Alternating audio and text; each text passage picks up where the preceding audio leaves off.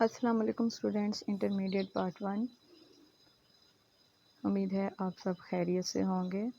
Student, آج ہم نے اپنا جو ٹاپک ہے اسلامیات لازمی کا چیپٹر نمبر 4 کا وہ شروع کیا ہے، حدیث کی حفاظت۔ اس سے پہلے ہم نے حدیث کا انٹروڈکشن پڑھا۔ حدیث کے بارے میں اللہ تعالیٰ نے قرآن پاک میں نبی اکرم صلی اللہ علیہ وسلم کی عقائد کے بارے میں جو احکامات نازل کیے، ان سے حدیث کی جو اہمیت ہے وہ ہمارے سامنے بالکل واضح ہو گئی۔ تو آج ہم دیکھیں گے کہ جس طرح اللہ تعالیٰ نے قرآن پاک کی حفاظت کا ذمہ خود اپنے لیا تھا، اسی طرح حدیث کی حفاظت کی ذمہ داری بھی اللہ تعالیٰ نے اپنے بندوں کے ذریعے سے پوری کی۔ قرآن مجید جو دین کی تمام بنیادی تعلیمات پر مشتمل اور جملہ عقائد و احکام کے متعلق کلی ہدایت کا حامل ہے، یعنی قرآن پاک ایک ایسی کتاب ہے جس میں تمام عقائد اور احکامات کے متعلق جو ہے مکمل طور پر ہدایت فراہم کر دی گئی ہے۔ اس کا ہر لفظ لوگوں نے زبانی یاد کیا۔ مزید احتیاط کے لیے معتبر کاتبوں سے خود رسول اکرم صلی اللہ علیہ وسلم نے اس کو لکھوا لیا۔ حدیث شریف جو شرع اسلامی کی تمام اعتقادی اور عملی تفصیلات پر حاوی ہے، اس کا کلی حصہ صحابہ کرام نے اپنی قومی عادت اور رواج کے مطابق اس سے بھی زیادہ اہتمام کے ساتھ اپنے حافظ میں رکھا، جس اہتمام کے ساتھ وہ اس سے پہلے اپنے خطیبوں کے خطبے، شاعروں کے قصیدے اور حکماں کے مقولے یاد رکھا کرتے تھے، اور اس کے عملی حصے کے مطابق فوراً عمل کرنا شروع کر دیا گیا۔ یعنی عرب میں رہنے والے لوگوں کی یہ روایات تھی کہ وہ جو ان کے شاعر ہوتے تھے، جو ان کے علماء ہوتے تھے، وہ ان کے خطبوں کو، ان کے شاعروں کو بہت عرصوں تک یاد رکھا کرتے تھے۔ لہذا عربوں نے اسی عادت کے مطابق آپ صلی اللہ علیہ وسلم کے قول، آپ صلی اللہ علیہ وسلم کی احادیث کو بھی اپنے حافظے میں محفوظ رکھا اور لکھ لکھ کر بھی اپنے پاس محفوظ رکھا۔ عربوں کی ایک خاصیت ہے کہ اللہ تعالیٰ نے انہیں بہت قوی ذہنیت عطا کی ہے، ان کی یادداشت بہت تیز ہوتی ہے، اس لیے وہ سالوں سال لاکھوں کی تعداد میں اپنے علماء کے خطبات اور شعر یاد کیا کرتے تھے۔ تو اسی طرح سے جب اسلام آیا تو صحابہ کرام نے اپنی اسی خوبی کو سر انجام دیتے ہوئے نبی اکرم صلی اللہ علیہ وسلم کے اقوال کو بھی ذہن نشین کرنا شروع کیا۔ خود حضرت محمد صلی اللہ علیہ وسلم نے بھی بہت سارے موقع پر ضروری احکام جو تھے وہ خود لکھوائے۔ ان تحریروں اور نوشتوں کا ذکر معتبر کتب حدیث میں محفوظ ہے، لیکن ان کے علاوہ مختلف قبائل کو تحریری ہدایات، حدود کے جوابات، مدینہ منورہ کی مردم شماری کے کاغذات، سلاطین وقت یعنی اس وقت جو مختلف ریاستوں کے سلطان تھے، اور مشہور فرمانرواؤں کے نام، اسلام کے دعوت نامے، معاہدات، ایمان نامے اور اس قسم کی بہت سی متفرق تحریرات تھیں جو خود حضرت محمد صلی اللہ علیہ وسلم لکھوایا کرتے تھے۔ یعنی آپ دوسری ریاستوں کے جو غیر مسلم تھے یا جو مسلمان ہو چکے تھے، ان کو جو خطوط بھیجتے تھے، ان کو جو احکامات بھیجتے تھے، جو اسلام کے متعلق انہیں دعوت نامے بھیجے گئے، ان کے جو معاہدات ہوئے، وہ خود نبی اکرم صلی اللہ علیہ وسلم لکھوا کر محفوظ کروایا کرتے تھے۔ مشہور ہے کہ غزوہ بدر کے بعد مدینہ میں بہت سے مسلمانوں نے لکھنا بھی سیکھ لیا اور پھر کتابت حدیث کا سلسلہ جاری ہو گیا۔ اگرچہ عرب کی قوم اسلام سے پہلے ان پڑھ تھی اور ان میں کسی قسم کا تعلیم کا رواج نہ تھا، لیکن ایمان اور اسلام کی بدولت صحابہ کرام میں یہ شوق پیدا ہو گیا، اور ان میں بہت سے حضرات ایسے تھے کہ وہ حضرت محمد صلی اللہ علیہ وسلم کی زبان مبارک سے جو کچھ سنتے تھے، حفظ کرنے کے ارادے سے قلم بند کر لیتے تھے۔ غزوہ بدر میں جو قیدی آپ صلی اللہ علیہ وسلم نے اور مسلمانوں نے گرفتار کیے تھے، ان میں سے جو لوگ فدیہ دے کر آزادی حاصل نہیں کر سکتے تھے، ان سے یہ معاہدہ کیا گیا کہ وہ 10 مسلمانوں کو پڑھنا لکھنا سکھا دیں اور آزادی حاصل کر لیں۔ اس سے معلوم ہوتا ہے کہ حضرات صحابہ حضرت محمد صلی اللہ علیہ وسلم کی احادیث کو یاد کرنے اور جمع کرنے کا کس قدر اہتمام فرماتے تھے۔ ان کی پیش نظر حضور اکرم صلی اللہ علیہ وسلم کا یہ ارشاد رہا: اللہ تعالیٰ اس شخص کو خوش و خرم رکھے جس نے میری حدیث کو سنا، پھر اس کو یاد کیا، پھر اسی طرح آگے پہنچایا جس طرح کہ سنا تھا۔ یعنی حدیث میں کسی بھی طرح کا کوئی رد و بدل کیے بغیر اسے آگے تک پہنچایا تو اللہ تعالیٰ اس شخص کو خوش و خرم رکھے گا۔ تدوین حدیث، یعنی جس طرح قرآن پاک کی تدوین کی گئی، قرآن پاک کو کتابی شکل کی دی گئی، اسی طرح احادیث کی بھی تدوین کی گئی۔ بعض صحابہ کرام نے حضرت محمد صلی اللہ علیہ وآلہ وسلم کی زندگی میں حدیثیں لکھی تھیں، جیسا کہ ہم نے اوپر پڑھا کہ خود نبی اکرم صلی اللہ علیہ وآلہ وسلم نے بھی بہت سے احکام اور ہدایات کو قلم بند کروایا۔ یہ حقیقت خوب واضح ہے کہ تدوین حدیث کا آغاز عہد رسالت ہی میں ہو گیا تھا، نہ کہ دوسری صدی ہجری میں جیسے کہ مستشرقین کہتے ہیں۔ مستشرقین وہ لوگ ہیں جو کہ اسلام کی تعلیمات کو پڑھتے ہیں لیکن اس لیے نہیں کہ اس پر ایمان لائے بلکہ اس میں نقص نکالنے کے لیے۔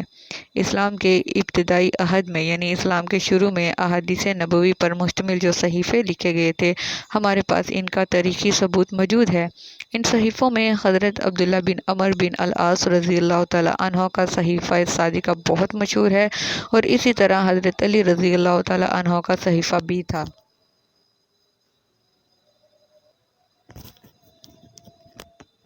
جس میں بہت سے احکام اور مسائل درج تھے، مگر اس سلسلے میں سب سے بڑی اہمیت صحیفہ ابی ہریرہ رضی اللہ تعالیٰ عنہ کی ہے، جو ابو ہریرہ رضی اللہ تعالیٰ عنہ سے ان کے عزیز شاگرد حضرت حمام بن منبہ رحمۃ اللہ علیہ نے روایت کیا۔ یہ صحیفہ تدوین حدیث کے سلسلے میں اس لیے اہمیت کا حامل ہے کہ یہ تمام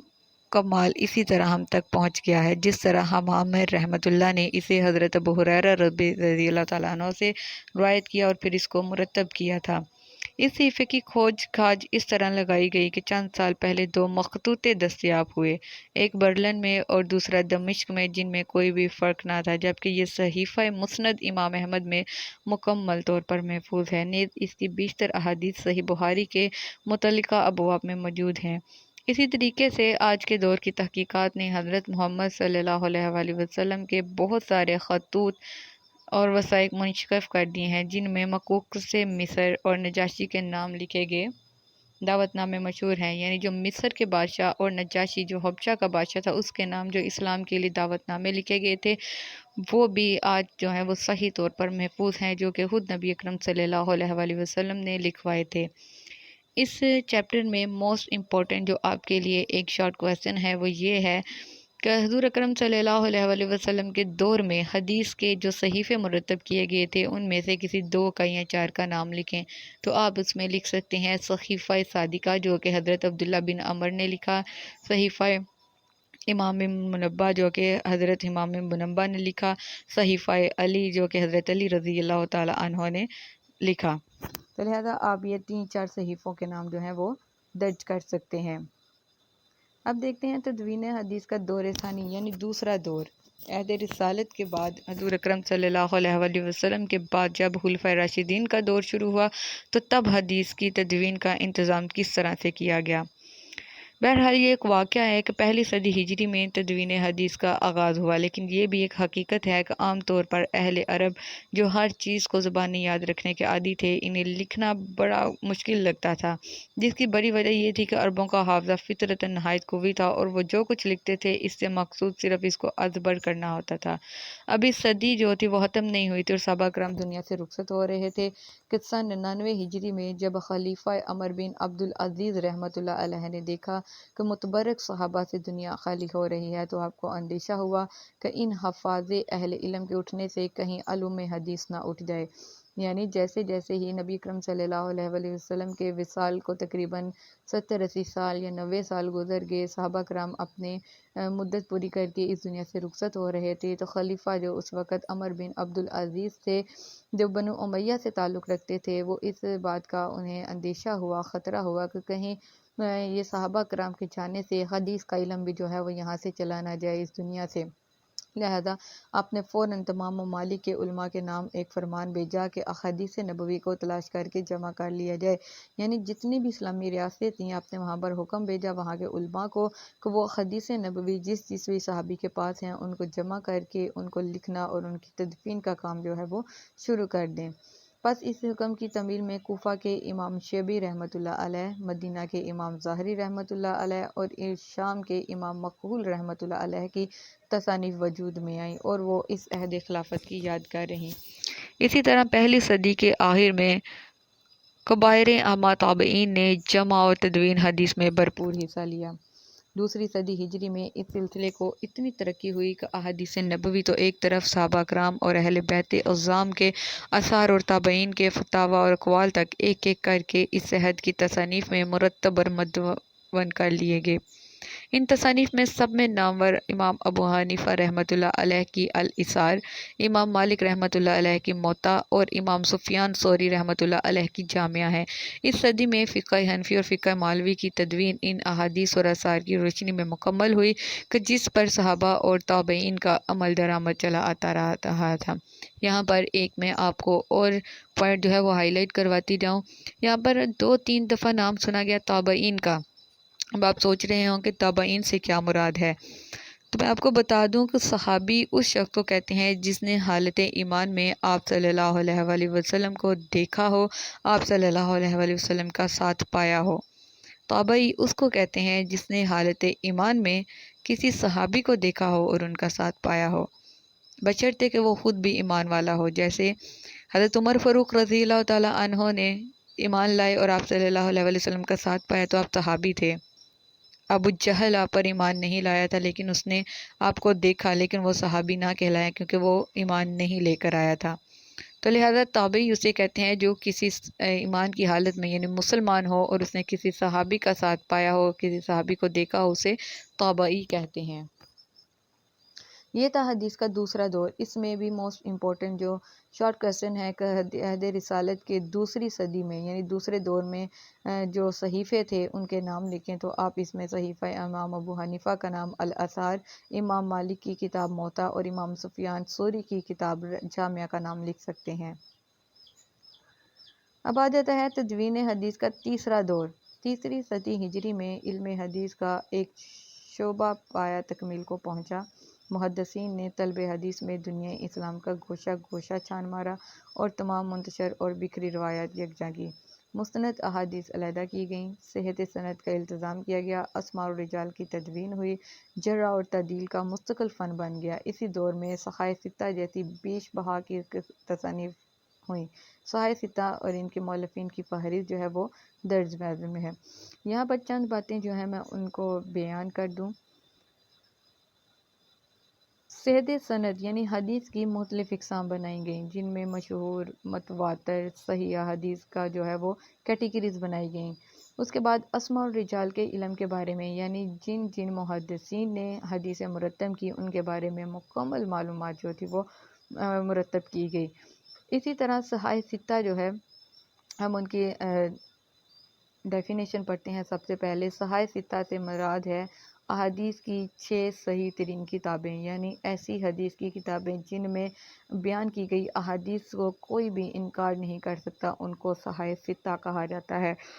صحائف جو ہے وہ صحیح کی جمع ہے، ستہ عربی میں ستاتن 6 کو کہتے ہیں، اس لیے صحائف ستہ سے مراد احادیث کی 6 صحیح ترین کتابیں ہیں۔ صحائف ستہ اور ان کے مؤلفین کی فہرست جو ہے وہ درج ذیل ہے۔ سب سے پہلے صحیح بخاری، جس کے مصنف جو ہیں وہ امام ابو عبداللہ محمد بن اسماعیل بخاری ہیں، جن کی وفات 256 ہجری میں ہوئی۔ دوسری صحیح مسلم، امام مسلم بن حجاج بن مسلم قشیری رحمۃ اللہ علیہ، جن کی وفات 261 ہجری میں ہوئی۔ تیسری جامع ترمذی، امام ابو عیسیٰ محمد بن عیسیٰ الترمذی، جن کی وفات 279 ہجری میں ہوئی۔ سنن ابی داؤد، امام ابو داؤد سلیمان بن اشعث رحمۃ اللہ علیہ، جن کی وفات 275 ہجری میں ہوئی۔ سنن نسائی، ابو عبد الرحمن احمد بن شعیب بن النسائی، جن کی وفات 303 ہجری میں ہوئی۔ سنن ابن ماجہ، امام ابو عبداللہ محمد بن یزید ابن ماجہ القزوینی، جن کی وفات 273 ہجری میں ہوئی۔ یہ حدیث کی صحیح ترین کتابیں ہیں۔ قرآن پاک کے بعد آج کے دور میں اگر کسی کتاب کو معتبر اور صحیح عمل کے قابل مانا جاتا ہے تو وہ صحیح بخاری اور اس کے بعد صحیح مسلم ہے، کیونکہ ان میں ایسی احادیث بیان کی گئی ہیں جن پر ایمان لانا ہمارا لازمی ہے کہ وہ صحیح ہیں، ان میں کسی قسم کا کوئی بھی نقص نہیں ہے۔ ان صحیح احادیث سے جو انکار کرتا ہے وہ دائرہ اسلام سے خارج کر دیا جاتا ہے، کیونکہ وہ آپ صلی اللہ علیہ وآلہ وسلم کے اقوال کی مخالفت کرتا ہے۔ اس کے بعد اصول اربع، مندرجہ 4 کتابیں فقہ جعفریہ کے مستند ترین ذخائر حدیث ہیں، یعنی فقہ جعفریہ اہل تشیع جو ہیں انہوں نے جو الگ سے اپنی حدیث کی کتابیں مرتب کی ہیں وہ 4 ہیں، جنہیں اصول اربع کے نام سے جانا جاتا ہے، جن میں سب سے پہلے الکافی ابو جعفر محمد بن یعقوب القرنی، جن کی وفات 339 ہجری میں ہوئی، من لا یحصرہ الفقیہ ابو جعفر محمد علی بن بابویہ قمی، جن کی وفات 381 ہجری میں ہوئی، الاستبصار ابو جعفر محمد بن الحسن توسی، جن کی وفات 460 ہجری میں ہوئی، تہذیب الاحکام ابو جعفر محمد بن الحسن توسی، جن کی وفات 460 ہجری میں ہوئی۔ ان ٹاپکس میں موسٹ امپورٹنٹ جو آپ کے شارٹ کویسچن بنتے ہیں وہ یہ ہیں، آپ سے پوچھا جا سکتا ہے صحیح ستہ یا اصول اربع سے کیا مراد ہے، صحیح ستہ کی کتابوں کے نام، مصنفین کے نام اور ان کی سن وفات کے بارے میں آپ سے شارٹ کویسچن میں پوچھا جا سکتا ہے۔ اسی طرح اصول اربع کی کتابوں کے نام، مصنفین کے نام اور ان کی وفات کے بارے میں پوچھا جا سکتا ہے، تو لہٰذا آپ ان کو بہت اچھے طریقے سے جو ہے وہ ذہن نشین کر لیجئے گا۔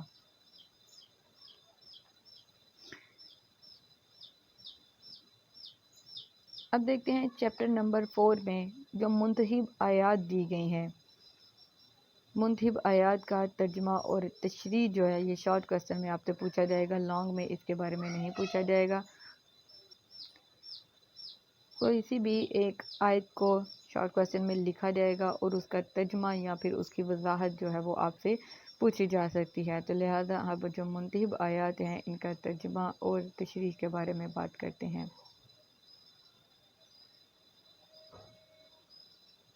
ویڈیو پسند آئی تو لائک کریں، اپنی رائے کمنٹ کریں، ایسے ہی مزید ویڈیوز کے لیے ہمارا چینل سبسکرائب کریں اور بیل کا آئیکن دبائیں تاکہ آپ کو ہر ویڈیو کا نوٹیفیکیشن ملتا رہے۔